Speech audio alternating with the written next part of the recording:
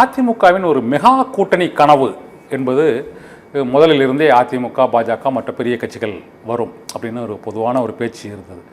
இந்த சூழ்நிலையில் இன்னைக்கு அந்த கட்சியின் ஒரு மூத்த தலைவராக இருந்த செங்கோட்டையன் வந்து தாவேக்காவில் போய் இணைந்திருக்கிறார். இனிமேல் தாவேக்கா அதிமுக பாஜக கூட்டணி ஏற்படுவதற்கான வாய்ப்பு இருக்குதான் நினைக்கிறீங்களா?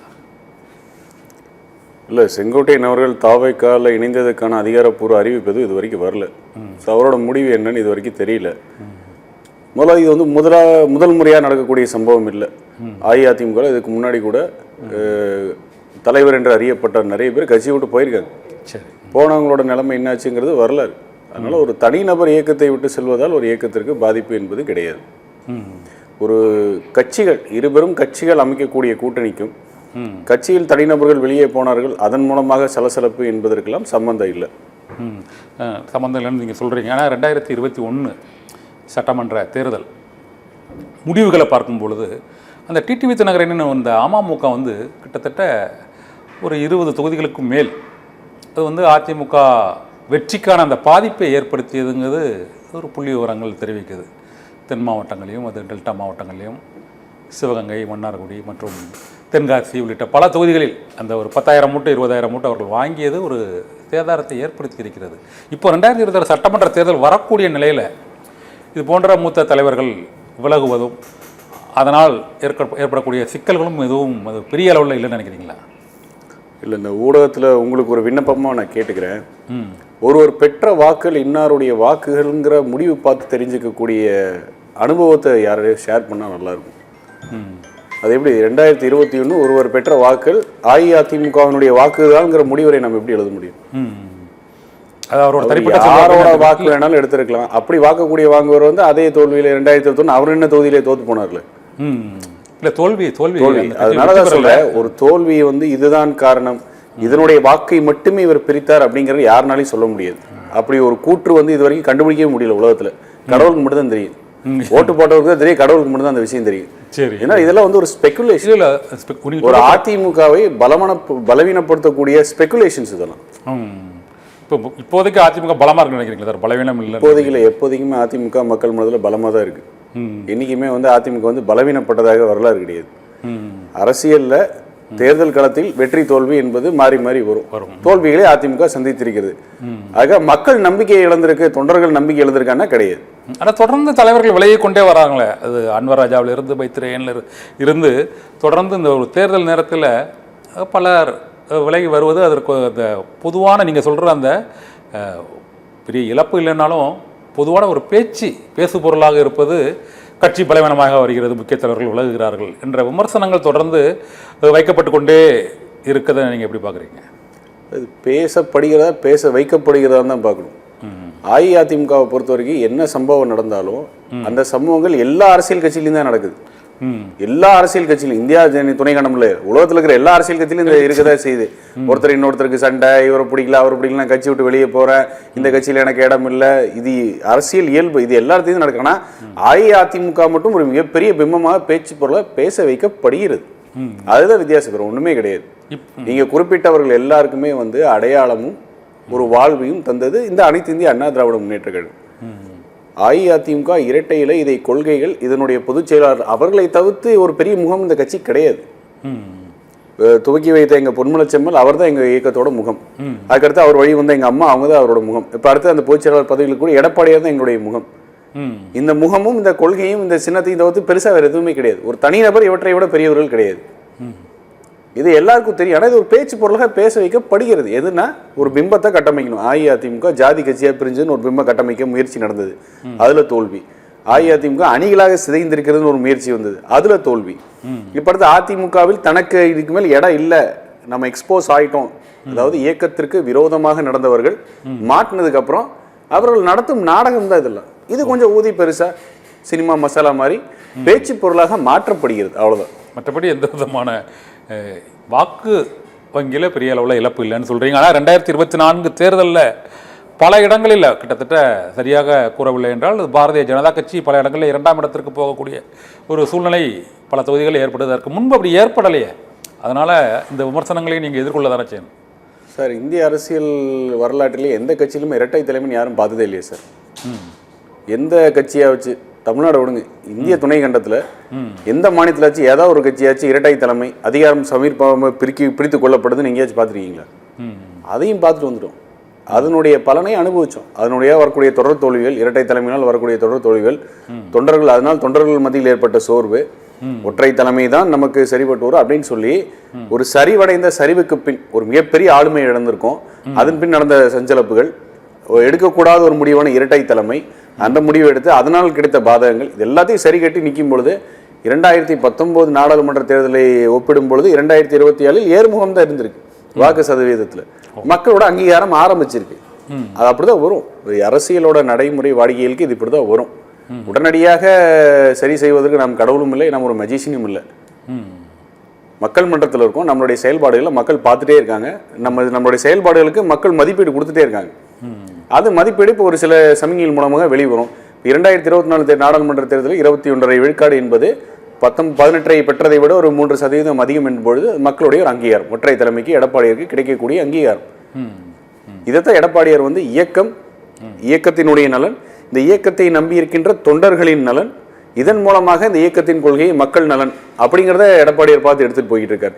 இதில் இடையூறு ஏற்படுத்தக்கூடிய வகையில் செயல்படுபவர்கள், சுயநலத்தை பிரதானமாக வைத்து செயல்படுபவர்கள், எல்லாத்துக்கும் மேல தீய சக்தி என்று எங்கள் பொன்மலச்சிம்னால் அடையாளம் காணப்பட்டவர்களும் கைகோர்த்து கொண்டு அரசியல் ஆதாயம் அடைபவர்கள் இந்த இயக்கத்தில் அவங்களுக்கு இடம் இல்லை.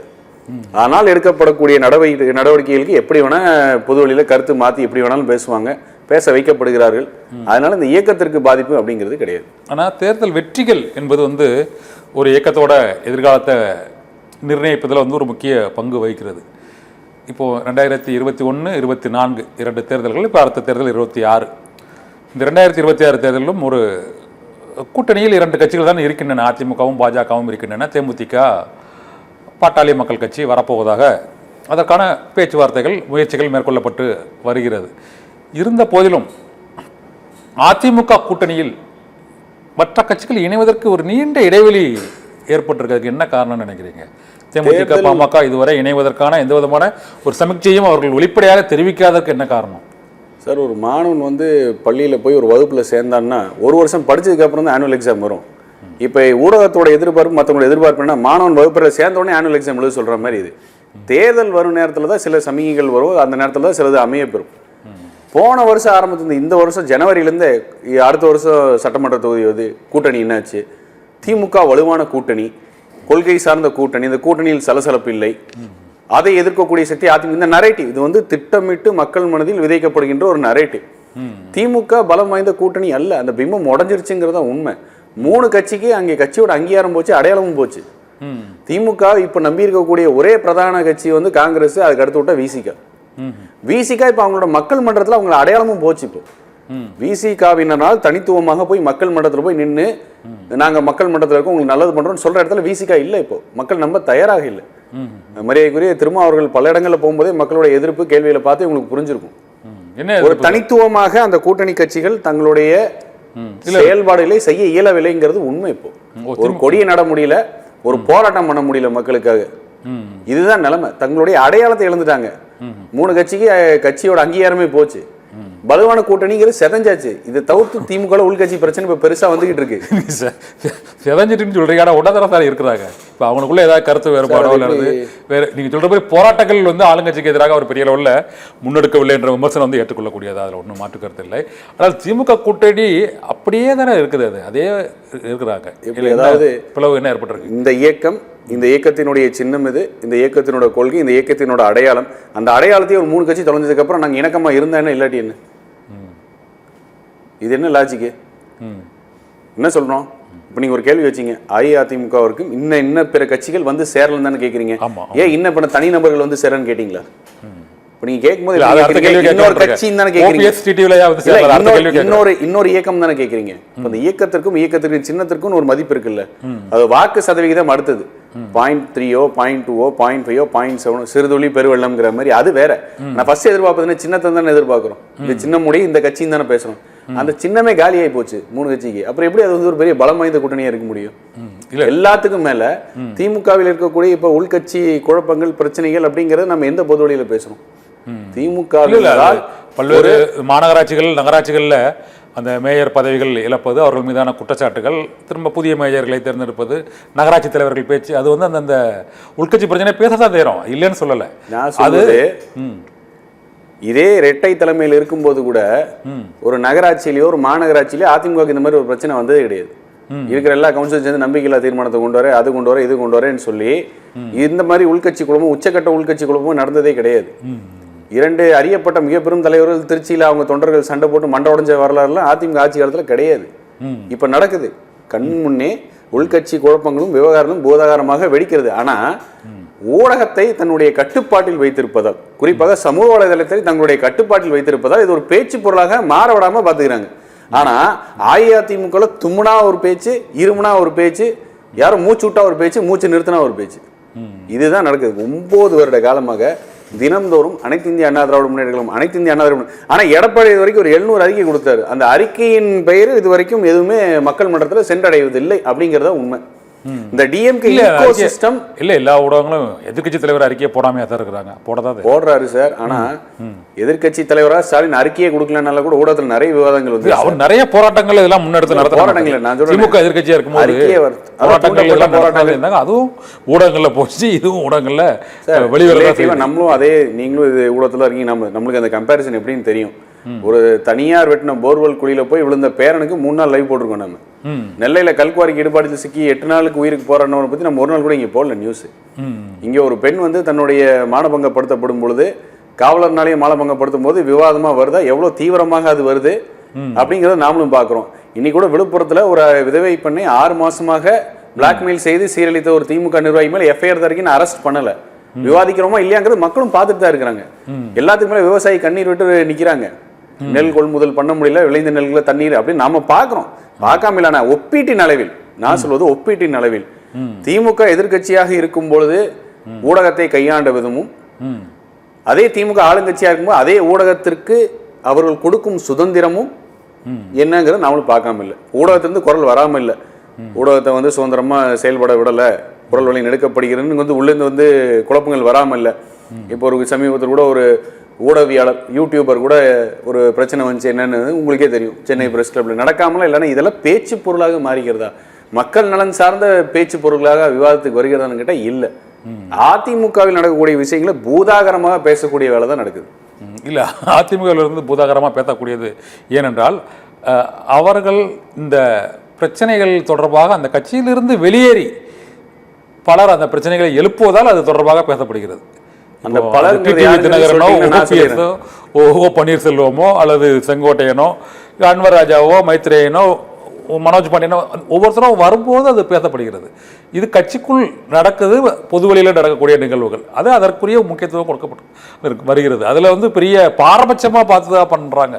ஒரு பெரிய நிகழ்வு ஒரு நடக்கும்போது இது பாரபட்சமாக பார்த்து பண்ணுறாங்களான்னு கேட்டிங்கன்னா என்னுடைய கருத்து ஆமான்னு சொல்லுவேன். அதில் மாற்று கருத்தே கிடையாது. நான் இது வந்து எதிர்கட்சியாக இருக்கேங்கிறதுக்காக சொல்லலை.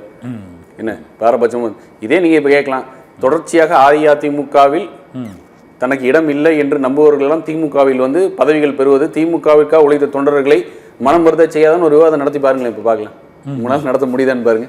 முடியுமான்னு உண்மைதானே அது. ஒரு திமுக தொண்டன் அந்த கட்சிக்காக 40 வருஷம் 50 வருஷம் இருக்கிற தொண்டன் இன்னும் அந்த கட்சியிலிருந்து வந்துட்டான், நம்மளை தீய சக்தின்னு சொன்ன கட்சியிலிருந்து வந்துட்டு அவனுக்கு மட்டும் பதவியை கொடுக்குறீங்கன்னு சொல்லி வருத்தப்படாமலே இருக்கும். அதை எங்க ஒரு விவாத பொருள் வச்சு பாருங்க பார்க்கலாம். நீங்க முக்கியமான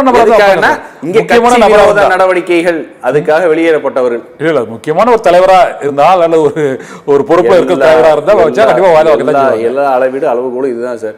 எப்படி தெரியுமா, ஒரு இயக்கத்தினுடைய கோவில் இன்னைக்கு சொல்றீங்களே மரியாதைக்குரிய செங்கோட்டையன் அவர்கள் அப்படின்னு, வயசுக்கு மரியாதை கொடுக்குறேன், மரியாதைக்குரிய செங்கோட்டையன் அவர்கள் விவசாயிகளின் கனவு திட்டம் 50 ஆண்டுகள் 60 ஆண்டும் அவினாசி அத்திக்கடவுங்கிற திட்டம், அதை நிறைவேற்றியவர் விவசாயியா இருந்த எங்க எடப்பாடியார். அவருக்கு ஒரு பாராட்டு விழா. அங்க நான் வந்து போக மாட்டேன், அம்மாவோட படம் இல்ல அப்படிங்கிறாரு. சரி, கையில பச்சை குத்தி இருக்கிறேன், திமுக என்னை அப்பயே முத்துசாமி கூப்பிட்டாரு, கையில பச்சை குத்திர கையை வெட்டிட்டா வர முடியும்னு கேட்டேங்கிற வீரவசனம் பேசினவர் தானே. அத அப்படி பேசினவர் தானே. இப்ப அதே கட்சியுடைய இடத்திற்கு அந்த இடம் தந்தது யாரு? எங்க புரட்சி தலைவரோட மரியாதைக்குரிய ஜானகி அம்மையார் அவர்கள் இல்ல. அந்த இடம் கோவில் எங்களுக்கு. அதை ஒருத்தர் அடிச்சு உடைச்சு நவுட்டி எடுத்திருக்கிறாரு. அவர் கூட போய் நின்றுட்டு இவரை கட்சியில சேர்க்கணும்னு சொல்லி ஒரு தவறான முன்னுதாரணத்துக்கு முன்ன போய் எப்படி நிக்க முடியுது அவரால்? ஒரு பொதுவான நிகழ்ச்சியில முன்னாள் கட்சியில இருந்த நிர்வாகிகிட்ட போய் இந்த பொதுவான நிகழ்ச்சி இதெல்லாம் ஊருக்கு வேணா கதை சொல்லலாம் சார்.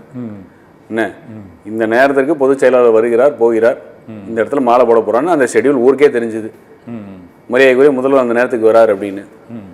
இவர் எத்தனை மணிக்கு வராருன்னு சொல்லி வருவதும் போவதும் கட்சியினுடைய விரோத நடவடிக்கையில் ஈடுபட்டவர்களுக்கு அவர்களுக்காக வக்காலத்து வாங்குவதும், எதேச்சியாக வாக்கிங் போகும்போது பார்த்தேன்னு சொல்லி கதை அளப்பதும், இந்த கட்சியின் இரட்டை இலை சின்னத்தில் நின்று நாடாளுமன்றத்திற்கு சென்ற அவருடைய மகன் போய் முதல்வரை பார்த்து மிக சிறப்பான ஆட்சியின் துதிபாடுவதும், இப்படி ஒரு சுயநலவாதிகளுக்காக இந்த இயக்கம் கிடையாது. இந்த சுயநலவாதிகள் வெளிக்கும் வலையில் விழக்கூடிய தலைவர் எங்கள் எடப்பாடியார் கிடையாது. சரி, எங்கள் எடப்பாடியாரை பொறுத்த வரைக்கும் இந்த இயக்கத்தின் கொள்கை, தலைவர்கள் காட்டிய வழி, அது மட்டும்தான். இன்னொன்னு சொல்லிடுறேன் சார், உங்க ஊடகம் மூலமா எல்லாருக்குமே போட்டோம் சார். எடப்பாடியார் மீண்டும் வந்தால் திமுக காலியாவது உறுதி. இங்க புரட்சி தலைவர் வழி எப்படியோ, அம்மா வழி எப்படியோ அதே தான். இதெல்லாம் நல்லா தெரியாம இல்லை. எப்படி வந்து திமுகவுடன் கைகோர்த்து கொண்டு எங்க கோயிலை அடிச்சு உடைக்கிறதுக்கு வேலை வரைக்கும் திமுக இறங்கி சப்போர்ட் பண்றாங்களோ, இந்த அறிவாலயத்தை ஒரு தடவை காப்பாற்றி கொடுத்தாங்க புரட்சி தலைவி அம்மா மரியாதைக்குரிய வைகோ அவர்கள் வெளியே போகும்போது. அஇஅதிமுகவிற்கு நடந்தது திமுகவுக்கு நடக்காதுல்ல, திமுக ஒன்றும் விதி விலக்கல்ல. இந்த அஇஅதிமுக நடந்து திமுகவில் கண்டிப்பாக நடக்கும். அப்படி நடக்கும் பொழுது அறிவாலயம் என்று ஒன்று இருக்காது என்பதனால்தான் இன்னைக்கு மகாபலிபுரம் தாண்டி அறிவாலயத்தை பூசா கட்டியிருக்கிறாங்க. எடப்பாடியாரோட பலம் யாருக்கு தெரியுதோ இல்லையோ, இப்போ உட்கார்ந்து இருக்கிற திமுகவுக்கும் திமுகவில் இருக்கக்கூடிய மூத்த நிர்வாகிகளுக்கும் அனைவருக்கும் தெரியும்.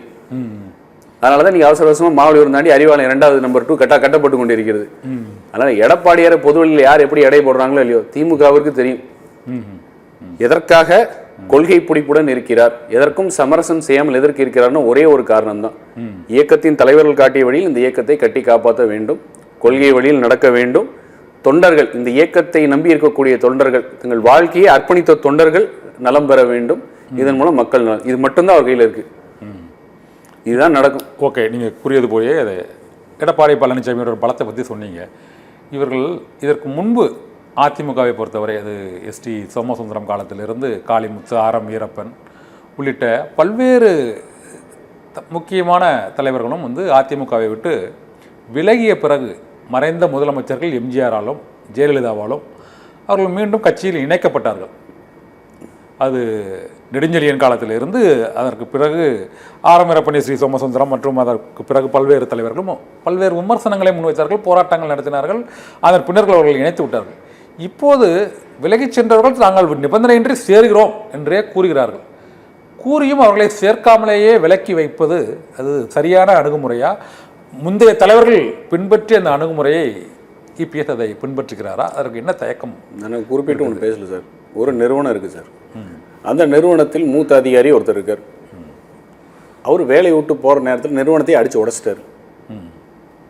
திரும்ப அந்த நிறுவனம் அவரை கூப்பிட்டு வந்து வேலையில் வச்சுக்குமா வாங்க அப்படின்னு ஒரு தனியார் நிறுவனம் கேட்போம். உதாரணத்துக்கு கேட்குறேன், அந்த மாதிரி எங்கேயாச்சும் நடக்குமா? நிறுவனம் கட்சியும் ஒன்றாங்க சார். இல்லை, நான் ஒன்று கேட்குறேன், ஒரு நிறுவனமும் ஒரு அரசியல் கட்சியும், அதாவது நிறுவனத்திற்கு எப்படி ஒரு கட்டமைப்பு இருக்கோ, எப்படி ஒரு செய்யக்கூடியது செய்யக்கூடாது என்று ஒரு விதிமுறைகள் இருக்கோ, அதே தானே ஒரு கட்சிக்கும். கொள்கையின் வழியில் நடக்க வேண்டும். நம்முடைய எதிரி என்றைக்குமே எதிரியாக இருக்க வேண்டும். இது செய்யக்கூடியது செய்யக்கூடாதுன்னு இருக்குது கட்சியில். ஒரு கட்சியினுடைய தலைமை அலுவலகம் கோயிலாக நினைக்கக்கூடிய ஒரு இடத்தை ஒருத்தர் அடித்து உடைத்து சூறையாடியவரை கூப்பிட்டு திருப்பி கட்சியில் எப்படி ஒரு சேர்த்து ஒரு தவறான ஒரே ஒரு காரணம் தானே அவரை நீங்க சேர்க்கணும். அதை செஞ்சது அவர் தானே. ஓபிஎஸ் அந்த காரணத்துக்காக தெளிவாகவும் கூட மூலம் போட்டோம். அன்றைக்கு பொதுக்குழு நடக்கிறது, ஜூலை 11 நடக்குது. பொதுக்குழுவில் அவருக்கு ஒரு இருக்கை இருக்கிறது. அதுக்கு வராம கூப்பிடாம இல்ல, அவருக்கு அந்த இருக்கை போடாம இல்ல, அவருக்கு இருக்கை போட்டிருந்தது. காலையில வழக்காடு மன்றத்தில் வழக்கு வந்து வழக்கு பொதுக்குழு நடத்த தடை இல்லைன்னு சொல்றாங்க. யாருமே வந்து அவரை வரக்கூடாதுன்னு சொல்லல. இருக்கு வந்து உட்கார்ந்து அவரும் பொதுக்குழுல கலந்துக்கலாம், தீர்மானங்கள் வாசிக்கும் எல்லாம் பண்ணலாம்.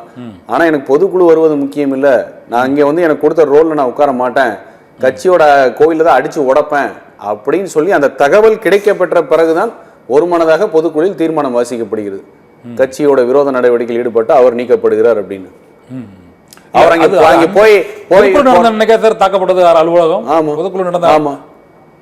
நடந்திருக்கும் போது தாக்கிட்டு இருக்காங்க, உட்காந்து அடிச்சு உடைச்சிட்டு இருக்காங்க கோயில. அந்த தகவல் கிடைக்கப்பட்டவனே தான் மரியாதைக்குரிய எங்க மூத்த அமைச்சர் இப்ப துணை பொதுச் செயலாளர் நத்தம் இரா விஸ்வநாதன் அவர்கள் எந்திரிச்சு சொல்றாரு, இந்த மாதிரி ஒரு தவறான முன்னுதாரணம் வச்சு இது மாதிரி நம்ம கோயில் அடிச்சு உடைச்சவரை வந்து நம்ம கட்சியில் இருக்கணுமா வேண்டாமா நீங்க முடிவு பண்ணி சொல்லுங்கன்னு பொதுக்குழு கேட்கும்போது நாங்கள் ஒருமித்த கருத்தாக சொன்னோம், வேண்டாம் அவர் கட்சி விட்டு தூக்குங்க. அவர் என்ன வேலை செஞ்சாரோ அதுக்கு தான் அவருக்கு மேல் நடவடிக்கை எடுக்கப்பட்டதே ஒழிய யாருக்குமே வந்து இவர் போட்டியாக வந்து விட்டார், இவர் தலைமையாயிருவார், அப்படிலாம் யாருக்குமே எதுவுமே கிடையாது. அவர் யாரையும் அவரை வந்து போட்டியை நினைக்க கூட கிடையாது. எடப்பாடியார் குறிப்பாக அவர் ஒரு போட்டியை நினைச்சது கூட கிடையாது. செங்கோட்டையன யாரையுமே போட்டியை நினைச்சதே கிடையாது. அது அவருடைய தனிப்பட்ட விருப்பு வெறுப்புகளுக்காகத்தான் அவங்களுடைய நடவடிக்கை, அதன் மூலம் பாயக்கூடிய நடவடிக்கை தான். ஒரு பொதுச் செயலாளருக்கு கெடு விதிக்கக்கூடிய துணிச்சல் தைரியத்தை விடுங்க, அதனுடைய அதிகாரம் கூட யாருக்குமே கிடையாது. ஒரு பொதுச் செயலாளர் நீ என்னதான் இருந்தாலும் நீ வந்து ஒரு கட்சியில் ஒரு பொறுப்பு இருக்கலாம். கடைகோடி தொண்டன் தான், கடைகோடி தொண்டனும் சரி, கட்சியில் பொறுப்பு இருக்க அனைவரும் சமம் தான். அந்த எண்ணோட்டத்துல தான் பொதுச் செயலாளர் இருக்காரு. அதனாலதான் எங்கேயோ ஒரு கூட்டத்துக்கு போனா கூட இன்று இந்த பொறுப்பில் நான் இருக்கிறேன், யார் விசுவாசமா உழைத்து வருகிறார்களோ இந்த பொறுப்புக்கு வருவாங்கன்னு சொல்றாரு. அவர் அனைவரையும் சமம் நினைக்கிறாரு. அந்த மாதிரி ஒரு கேரக்டர் அவரு. ஆனா அவருக்கே கெடு விதிக்கிறது வந்து தவறு.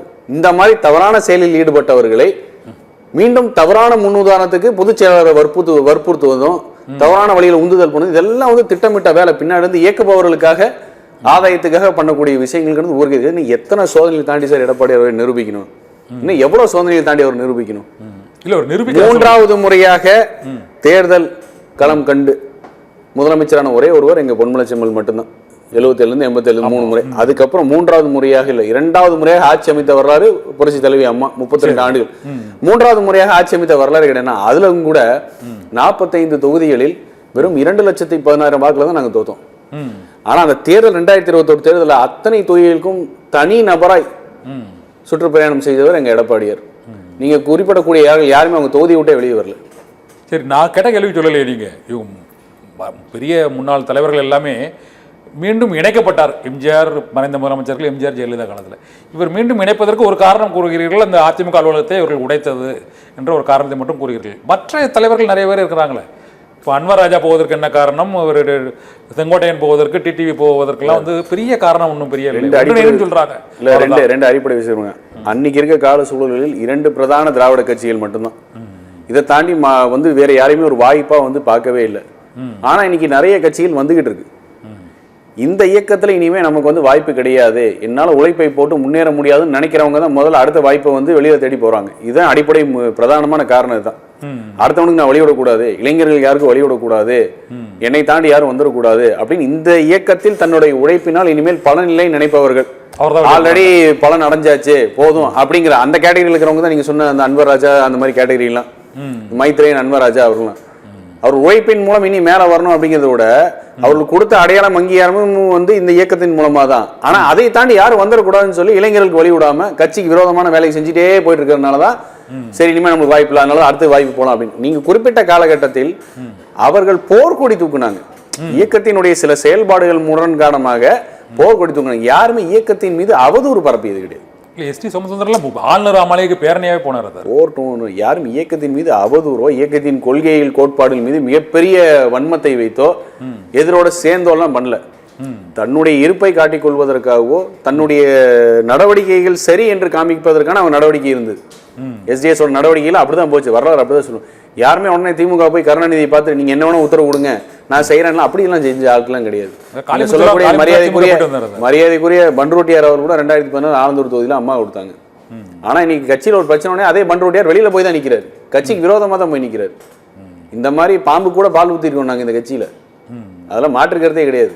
அதனால மூத்த தலைவர்கள் அப்படிங்கறதுனால அவர்கள் செய்யக்கூடிய செயல்களுக்கு அவர்கள் தானே பொறுப்பு. அவர்கள் செய்வதை சரியாக செய்தால் யாருமே அவர்கள் மீது குறை சொல்வதற்கோ இல்லை அவர்கள் திட்டுவதற்கோ வாய்ப்பு இல்லையே. இந்த இயக்கத்தினுடைய அடிநாதம், இந்த இயக்கத்தினுடைய கொள்கை, புரட்சி தலைவர் தோற்றுவித்த காரணங்கள், இதுதான் முக்கியம். ஓகே, கோவை சத்தியத்தினர் நிறைவாக இந்த விவாதத்தில் ஒரு நிறைவாக ஒரு கேள்வி.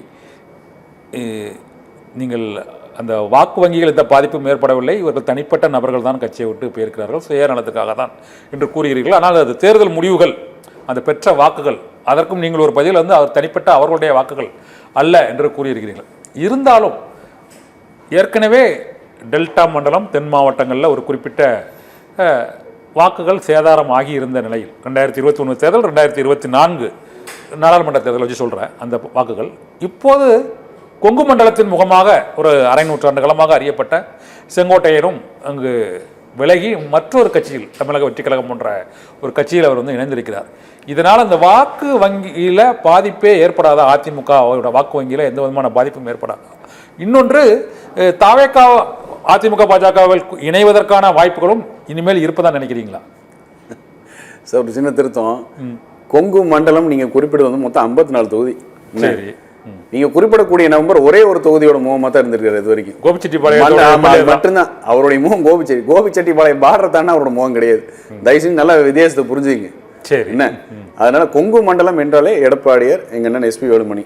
89 அப்புறம் எங்க அண்ணன் தங்கமணி. இவ்வளவுதான் கொங்கு மண்டலம் என்பது. அதுக்கு முன்னால தங்கமணி, வேலுமணி, எடப்பாடி பழனிசாமிக்கு முன்னால செங்கோட்டையன் ஒரு முக்கியமான தலைவராக இல்லையா? முன்னாடி இருக்கிற ஸ்ட்ரைக் ரேட் கேளுங்க சார். 3வது முறை 3rd டைம் ஆட்சி அமைச்சர் யாருமே இல்லைங்கிறோம். ஆனா இதே கோயம்புத்தூர் கொங்கு மண்டலத்துல ஸ்ட்ரைக் ரேட்டு 3வது டைப்பும் 100. அதனால கொங்கு மண்டலம் இல்ல, நீங்க குறிப்பிட்ட கொங்கு மண்டலம் இல்ல, ஒரு குறிப்பிட்ட தொகுதி, ஒரே ஒரு தொகுதி மட்டும்தான் அவர். அவ்வளவுதான். என்ன அந்த தொகுதியும் அந்த தொகுதியினுடைய பலமும் இரட்டையிலே என்னும் சின்னம் இருக்கக்கூடிய அனைத்து இந்திய அண்ணா திராவிட முன்னேற்ற கழகம். ஒரு தனிநபர் ஒரு இயக்கத்தை விடவோ ஒரு இயக்கத்தினுடைய சின்னத்தை விடவோ பெரிய ஆள் யாருமே கிடையாது. இன்னும் உங்களுக்கு புரியாத மாதிரி சொல்லணும்னா, மு.க. ஸ்டாலினை உதயநிதி சிம்பல் இல்லாம, திமுகங்கிற பேனர் இல்லாம எந்த தொழில்னாலும் தமிழ்நாடு தோப்பாரு. இது உறுதி. இதுதான் நிலவரம்.